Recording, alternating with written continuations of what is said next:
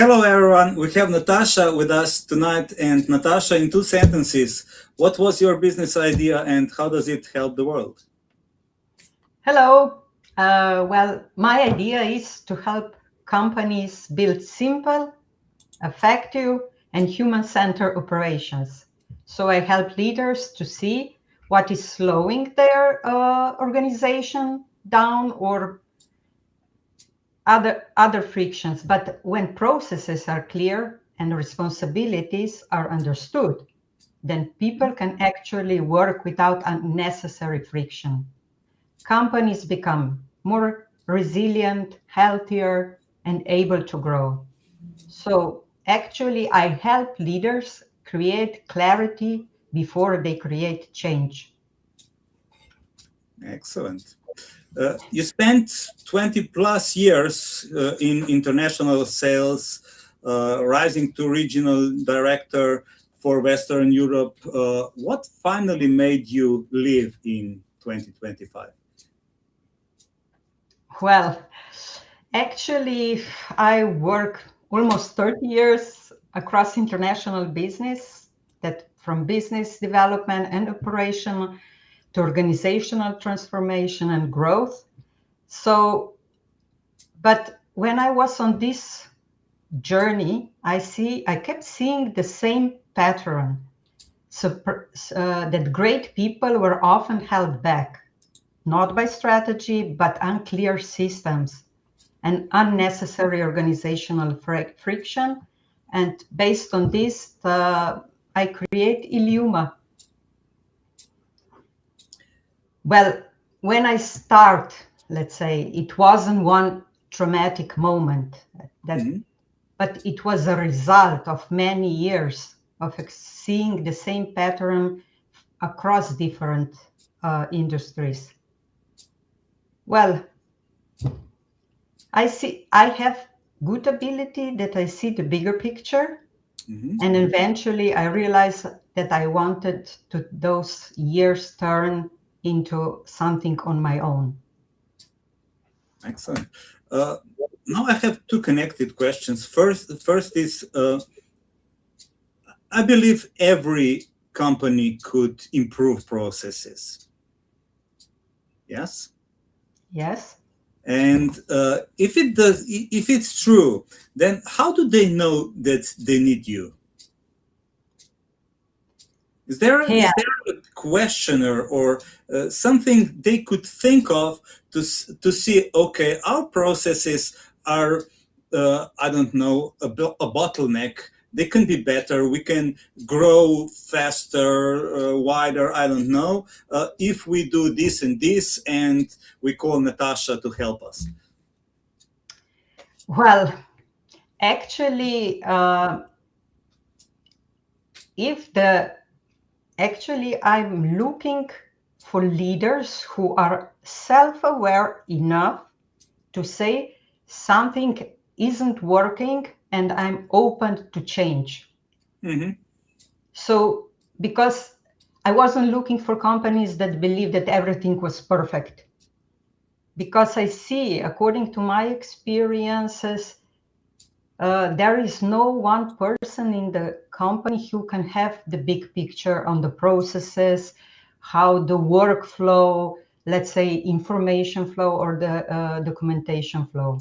So that's why I'm looking such leaders which have this self-awareness. They know they have blind spot and they want to fill them. Yes. And normally, if they, let's say, admit that they have problem inside, and if they cannot solve him by his own, then he can ask for help. And that's why I'm here. Excellent. Now, after years or decades in a big company, now you're on your own. What were some of the biggest challenges you faced when starting your own business? First of all, as I mentioned before, it's finding the right clients. I know who is my target group. This is clear, but you know that I find the leaders who are, let's say, self-aware of the problems which they have inside of the company. Mm-hmm. And another challenge is, let's say, that I start from, let's say, well-established corporate career to build my own reputation. I have experiences, but I don't have visibility, Mm-hmm. trust, and explain the value in the simple way. Mm-hmm. So that's why I'm working on this, that to be visible, I don't know, to network, to get some recommendation, connections, whatever. So if somebody would like to follow your part, or if you would give your younger self, not much younger, but a few years ago, some advice, would it be that to network more, use LinkedIn more, make work on visibility? Would that be the main advice, or would that be something else? You mean advice for my younger self, Yeah. or Or somebody in your position, I don't know, 5 years ago or 2 years ago, before you started. So you have 2 more years until you decide, okay, I'm going on my own. yeah, there are many signs on my, let's say, journey to start my own. But anyhow, I decided and I see that I can help the companies to be better, Mm-hmm. And if I, let's say, give um, the best advice, I don't know, let's say, it is good to use LinkedIn. So far, I'm using already some posts, let's say, on the LinkedIn, but it's not only one way. Then you need to go, let's say, to some organizations, some meetings, some networking. So actually, there are many ways, to find the right person and said, okay, I need this. Mm-hmm. This is from you. Please help me to find, I don't know, the source of my problems. And this I'm good at it. Mm-hmm. So until now, what surprised you most in this solopreneur journey, in good or in bad way?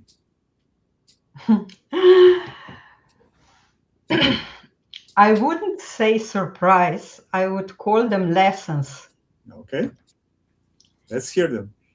Yes, because entrepreneurship constantly tests your patience, Mm-hmm. your clarity, and your self-trust. Mm-hmm.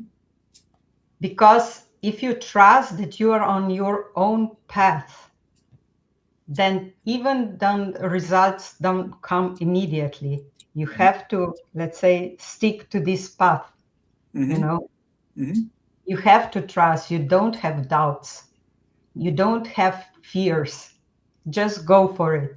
Mm-hmm.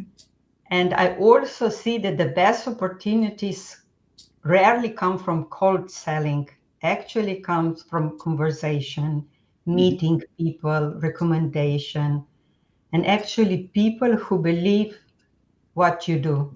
Mm-hmm. I think somebody said that luck happens after a lot of work, and he becomes luckier and luckier. And that's exactly the point. If you put the work and you do the I don't know, the networking and conversation, especially conversation, there's then things happen. True, true. Because if you are doing this, then actually come the right moment, you know, Mm-hmm. Mm-hmm. this moment. And then you get, let's say, the client, the opportunity, whatever. Mm-hmm. Or connections, because I've noticed also when I was, let's say, connecting, I was talking with the client for, let's say, the processes. but afterwards I help him to find one sales guy in Croatia, for example. But maybe sometimes will be the processes, you never know. So I lost my do you think that today, because of all this social media and all these easy ways to get out to other people with your knowledge and your wisdom and your expertise, is the easiest way ever to start a solopreneurship?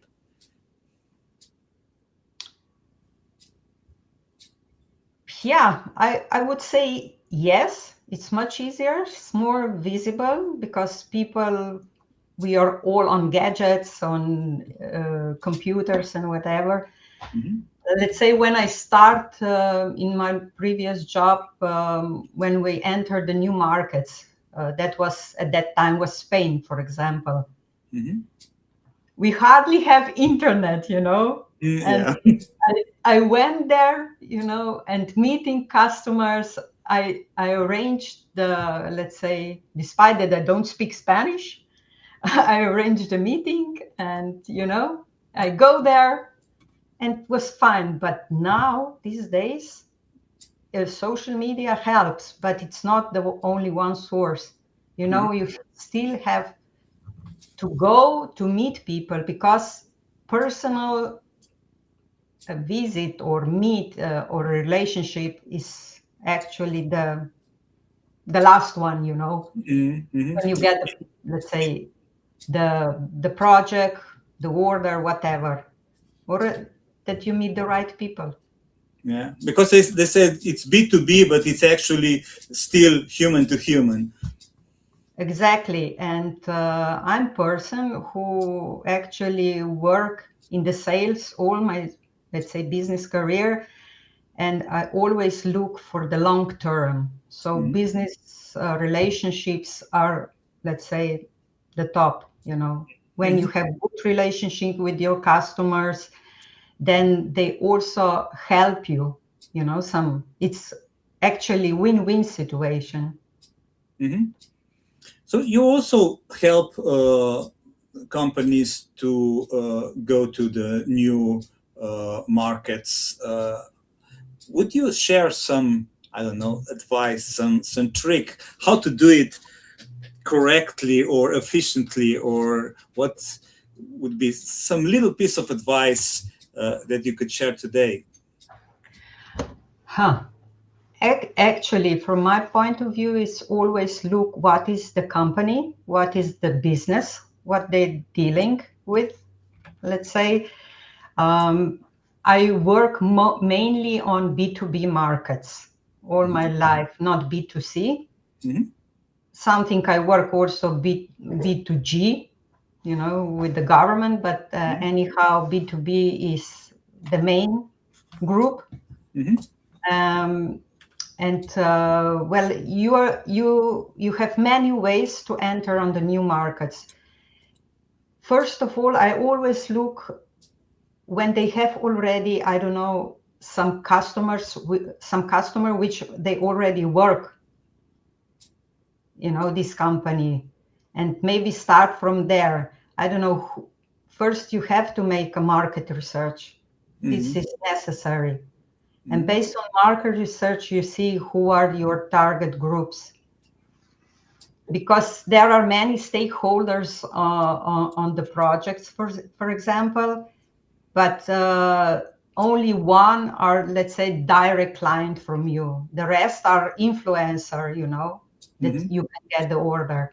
You can, I don't know, take, for example, fair, but I'm not so sure that it's now still interesting, because recently I was in 2 fairs and I see complaining from the exhibitors that the visitors are less and less on such fairs. So this is something to investigate, if it's because there is a lot of money to invest when you put the stand somewhere. And then be there, I don't know, 5 days. Quite exam. But then you can use, I don't know, LinkedIn, social media, that you find the right organizations and the company. We search, I don't know, at that time when I work, the list, some tenders, and then you can see also the companies, and then start to talk with this company. It takes some time when you get the right person, but I don't know, it's different. You have to actually investigate a little bit. It's not something that you just jump and you will sell. No, you have to prepare yourself. And get burnt a few times before you succeed. Exactly. And you have several times no for an answer, Yeah, of before course. you get yes. Yeah, and that's the hard thing, but also the beauty of entrepreneurships. I think. Yes. I really like to help with my experiences, with my knowledge. I really want that companies are better, that work better, that they can succeed, they are successful. So this is for me quite rewarding, if I can help them, to gain something. Well, you said that Illuma takes companies from chaos to order, but what does this chaos actually look like, and uh, what then the order means? Because I think that's something that's not really clear for everyone, and some CEOs, like you said, are open and know they have blind spots, but I believe most of them are too, I don't know, self-centered, or too proud to admit that, and they think that everything is in order, though there is chaos. Yeah, this is so that actually, as you mentioned, Illuma means represent actually clarity through organization. I understand and I know that directors or CEO really difficult admit that something is not working well in the company. And this is because of the subconsciously, that is not good enough, or that is not, let's say, successful.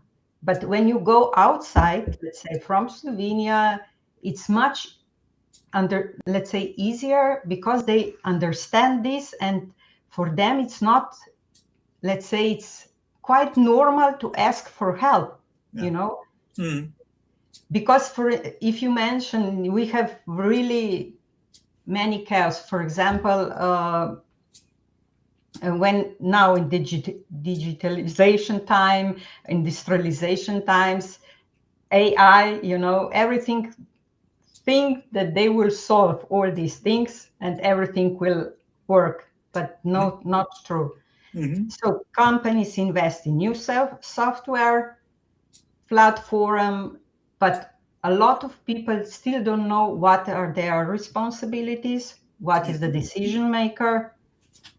So technology can't solve a clarity problem. So this is for sure. And I see, let's say, very often in the companies, nobody see the whole picture. So they don't know what is the information flow, documentation flow, I don't know, flow of the money. We are not talking only the processes, but generally speaking, what are the responsibility, where the energy goes, not in creating value, but actually, in the problem. And because of that, let's say, I develop some organizational friction map, which help leaders to identify and understand and prioritize the hidden friction inside of the company. Why they, let's say, energy is going I don't know, then money is going, that slows organization down. Mm-hmm. Mostly I see that people are not the problem because they often compensating for a system what is not working well. Mm-hmm. So there are some people, some persons in the company which they really well known the business and the processes inside the company, but sometimes they don't want to share, Mm-hmm. and a little bit hide, but and when I come to the, let's say, company, I always talk to the people because first of all, it's necessary to establish a safe environment that Mm-hmm. people feel safe, that it's not something as a threat, Mm-hmm. but they will help them, in more efficient and easiest way Mm-hmm. to do daily activities, Mm-hmm. So there are many cases, for example, I can share also, for example, the new person, let's say they hire a new person, let's say Mm-hmm. employee, but first of all, he needs a mentor, Mm-hmm. somebody who can, let's say, know about the company, the business, the processes, the people who can turn, and what are this person daily activities. Because afterwards, if let's say if employee is not satisfied, then we leave soon, and you invest money into in education and trainings and everything, Mm-hmm. and this is costly. Mm-hmm. Money is gone. Mm-hmm. Excellent. Uh, I think it was I don't know, one of the executives at, I don't know, I think it was Mercedes at Formula One who said that there's never a human guilt. There's never one human that's guilty for something. It's always the systems.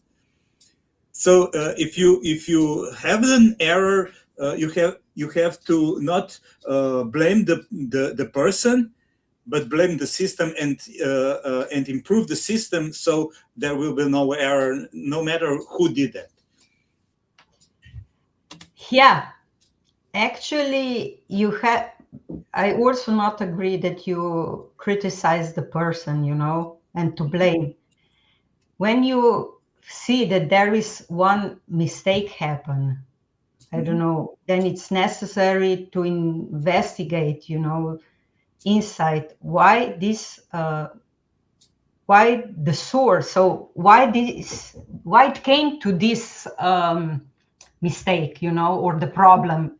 Mhm. And when you investigate the source, then Mhm. it's much easier. You will see, I don't know, if the responsibility or the I don't know, the instruction was not given right, correctly. There are many options which can help. When I see, let's say, I also read a lot about Toyota Mhm. methods, I know. and I also know that these methods will not work in the companies Mhm. because, Toyota way only works in Toyota, the Yeah. best, Mhm. because there are people, Mhm. and then it's culture, Mhm. because Japanese culture you cannot integrate here in Slovenia. It That's will true. not work, Yeah. of Yeah. course. And as well, problem solving. And culture and problem solving is really welcome in the company. When you have a good culture inside of the company, and also that people also, when the mistake happen, and they can admit, okay, I made a mistake, Mhm. but they can learn from this, and in the future will not make this mistake once again. Yeah. And such culture which also, let's say, have this problem solving, that people all the time think about how to solve their daily activities, what I can improve. Let's say why I work this, because what I miss from the let's say managers or leaders, that they do not introduce employee the meaning, the purpose of his job. Yeah. What is his purpose in the company? Because also people, especially now the young generation, wants to be recognized. Absolutely. Yeah. Yeah, I like that story about John F. Kennedy going to NASA and asking janitor what he was doing when he was brooming the hallway, and he said, "I'm helping putting the man to the moon." I think that's the perfect example of this big purpose. And he was a small cog in the machine, but he knows what he was doing, and he was proud of that. And I think that's all we're all missing in these big companies. Exactly. Everybody is, let's say, it's a piece to the whole picture, and everybody in the company has its purpose. Absolutely. If they, or let's say the leaders or the managers can, let's say, explain to the employee of the meaning, and also people and employees will appreciate this, Absolutely. Yeah. to be more committed to the companies or to work, because they will say, okay, I am, let's say, I can be part of this big story, Yeah, absolutely. Yeah. Okay, let's get for the end. Let's get to a little easier questions. What was the best business advice you received? Wow, best business advice. Well, don't wait for perfection, Oh, good one. because test your idea early, Mm-hmm. talk to the right people, Mm-hmm. and let reality teach you. And Great. small experiments teach you when you much more than month of planning. So step by step. Absolutely. Yeah. I liked what one person I read somewhere. He said, when you are still creating or designing your business idea, I tried 5 times and failed 5 times and have the experience that you will never have. Yeah, I agree. You have to fall down Mm-hmm. and again Rise up. stand Yeah. up Yeah. and again, Yeah. Yeah. Absolutely. step by step, because I also uh, talk to the others and I say, learn from the others, but never copy them. You always have to adapt, let's say, to your own business, to your own culture, your own people. Absolutely. And you will always find a new way, your way to fail. Yes. But this is okay, because fail is not something bad. It's a lesson. Absolutely, absolutely, yeah, absolutely. It's a part of it's a part of the path to success, Exactly. not the opposite. Okay, one last question. What was the most rewarding part of the entrepreneurial journey so far? The most rewarding part is actually seeing that my experience can make a real difference. So when company becomes more focused, people collaborate better, and leaders can spend their energy on growth instead of constant firefighting, Mm-hmm. then I know that I created real value. And from my point of view, it's all about helping other companies become better. Excellent. And we're about the end. It was a lovely talk. Any final thoughts? Yeah, something that the listeners can remember, it's every company has a friction. Mm-hmm. Successful leaders do not ignore it, they make it visible. Mm-hmm. And that's why I help them to do, creating clarity before they creating change. Thank you and goodbye. Thank you. The same. Bye. Bye.